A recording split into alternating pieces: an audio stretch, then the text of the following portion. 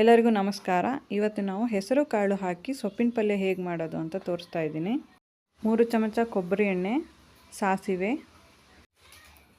ಕಡಲೆಬೇಳೆ, ಉದ್ದಿನಬೇಳೆ, ಕರಿಬೇವು, 4 ರಿಂದ 5 ಕ್ಯಾಪ್ಸಿಕಮ್ ಹಾಕ್ತಾ ಇದ್ದೀನಿ. ಇದು ಸಣ್ಣ ಕ್ಯಾಪ್ಸಿಕಮ್ಮು, ಖಾರ ಇರುತ್ತೆ, ಹಾಗಾಗಿ ನಾನು ಹಸಿಮೆಣಸು ಹಾಕಿದಿಲ್ಲ.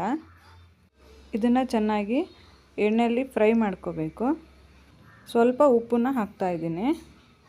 ನಂತರ ಈರುಳ್ಳಿ ಮತ್ತು ಸ್ವಲ್ಪ ಅರಿಶಿಣ ಹಾಕಿ ಕಲಿಸ್ಕೊಳ್ತಾ ಇದ್ದೀನಿ. ಈರುಳ್ಳಿ ಚೆನ್ನಾಗಿ ಫ್ರೈ ಆಗಬೇಕು. ಚೆನ್ನಾಗಿ ಫ್ರೈ ಆದ ನಂತರ ಹರವೆ ಸೊಪ್ಪು, ಪಾಲಕ್ ಸೊಪ್ಪು, ಮೆಂತ್ಯ ಸೊಪ್ಪು, ಸಬ್ಬಸಿಗೆ ಸೊಪ್ಪು ಎಲ್ಲದೂ ಒಂದೊಂದು ಕಟ್ಟನ್ನು ಹಾಕಿ ನಾನು ನೀರು ಹಾಕ್ದೇ ಬೇಯಿಸ್ಕೊಳ್ಬೇಕು. ಯಾಕೆಂದರೆ ಸೊಪ್ಪು ನೀರು ಬಿಟ್ಕೊಳ್ಳುತ್ತೆ. ನಂತರ ನಾನು ಹೆಸರು ಕಾಳನ್ನು 1 ವಿಷಲು ಬೇಯಿಸ್ಕೊಂಡಿದ್ದೀನಿ. ಹಿಂದಿನ ದಿವಸನೇ ನೆನೆಸಿಟ್ಟಿದ್ದೆ. ಸೊಪ್ಪು ಚೆನ್ನಾಗಿ ಫ್ರೈ ಆದ ನಂತರ ಬೇಯಿಸಿರುವಂತಹ ಹೆಸರು ಕಾಳನ್ನು ನಾನು ಹಾಕ್ತಾಯಿದ್ದೀನಿ. ಒಂದು ಸಣ್ಣ ಲೋಟದಷ್ಟು ಹಾಕಿದ್ದೆ ನಾನು ಹೆಸರು ಕಾಳು. ಈ ಪಲ್ಯನ ನಾವು ಚಪಾತಿ ಜೊತೆಗೆ ಅಥವಾ ಅಕ್ಕಿ ರೊಟ್ಟಿಗೆ ಜೊತೆಗೆ ಹಾಗೆ ಕೂಡ ತಿನ್ಬೋದು. ತುಂಬ ಚೆನ್ನಾಗಿರುತ್ತೆ. ಮೊಸರನ್ನಕ್ಕೂ ಕೂಡ ನೆನೆಸ್ಕೊಂಡು ತಿಂದರೆ ಇನ್ನೂ ತುಂಬ ಚೆನ್ನಾಗಿರುತ್ತೆ. ರುಚಿಗೆ ತಕ್ಕಷ್ಟು ಉಪ್ಪನ್ನು ಹಾಕ್ತಾಯಿದ್ದೀವಿ. ಸ್ವಲ್ಪ ಬೆಲ್ಲ ಹಾಕಿದ್ದೀನಿ. ಹಾಗೆಯೇ ಚೂರು ಕಾಯಿ ತುರಿ, ಇಷ್ಟನ್ನು ಹಾಕಿ ಮಿಕ್ಸ್ ಮಾಡ್ಕೋಬೇಕು.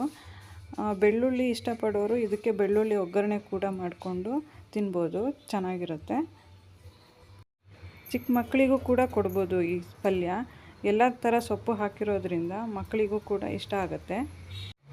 ಪಲ್ಯ ರೆಡಿಯಾಗಿದೆ. ಈ ವಿಡಿಯೋ ನಿಮಗೆ ಇಷ್ಟ ಆಗಿದ್ದರೆ ಲೈಕ್ ಮಾಡಿ, ಶೇರ್ ಮಾಡಿ, ಸಬ್ಸ್ಕ್ರೈಬ್ ಮಾಡಿ. Thank you.